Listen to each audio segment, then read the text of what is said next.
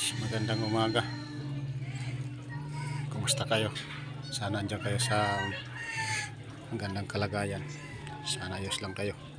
Kasi nga pala guys, nakikita ko sa inyo doon sa ginawa ko sa aking bubungan. Nakikita ko sa inyo guys. Tingnan nyo. Na tayo guys sa itaas. Nakikita ko sa inyo yung bubungan ng bahay ko. Yung ginawa ko. Dinaganan ko ng mga gulong yung bubungan ng yung pawid para depensa sa hangin. Wag lang yung mga malalakas ngayon, wala na tayong kalaban-laban doon, yung katamtaman lang hangin. Kasi yung bagyong Christine, marami dito nagkatuklapan ng mga yung atip na pawid.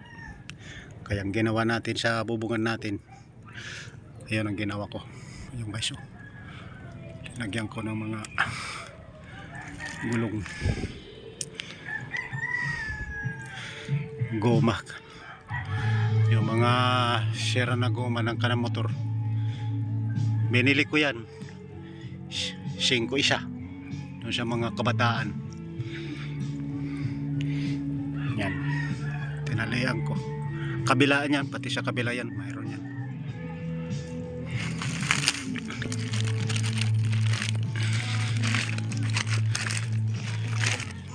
Ito guys, yung kabila sa kabila yan.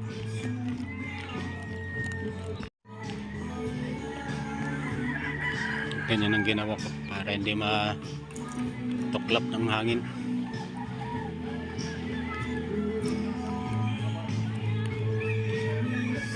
Para protekta sa hangin.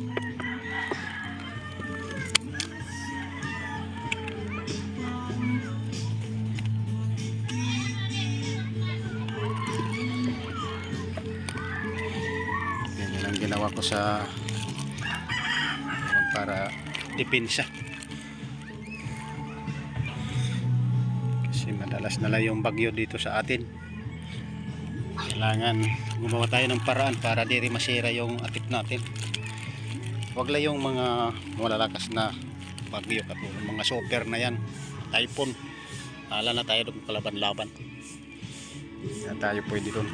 Pero yung mga katamtaman lang ayun katulad dito sa amin ng bagyo Christine, hindi man ganong kalakasan. Pwede na rin yan.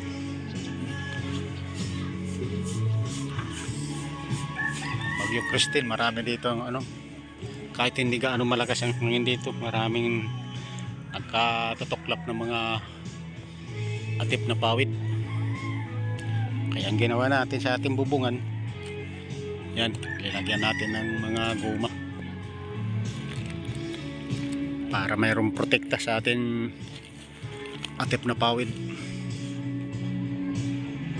Linatagan ko ng mga goma.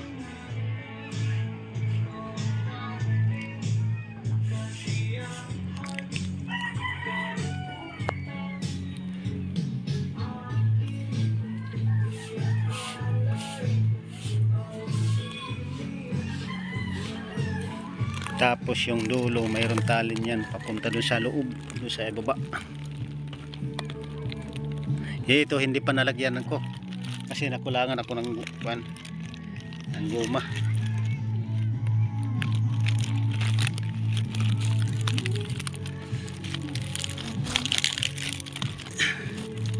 Yan papunta doon sa sa loob yan ng talin yan. Para hindi kaya ang ating ganyan.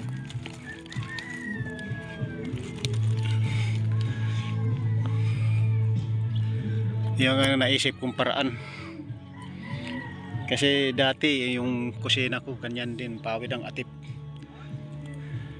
Bumagyo ang yung Ursula, kay medyo malakas yun, walang protection sa atip ko.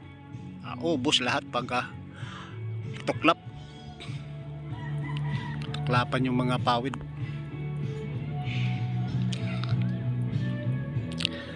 Wala kasing hindi yun nadagadan.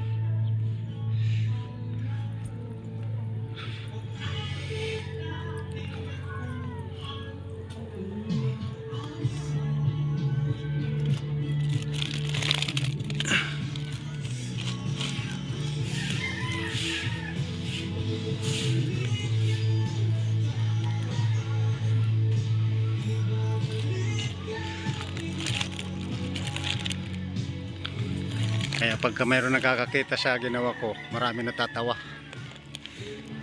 Ba't ka daw ginanyan? Sabi ko naman para-paraan lang. Depensa yan sa sa hangin.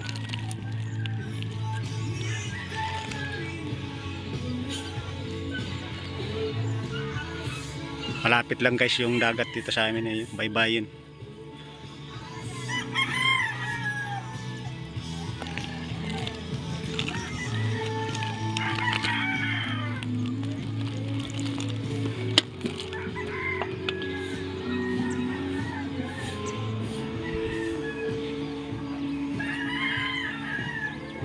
Guys, hanggang dito na lang yung video natin.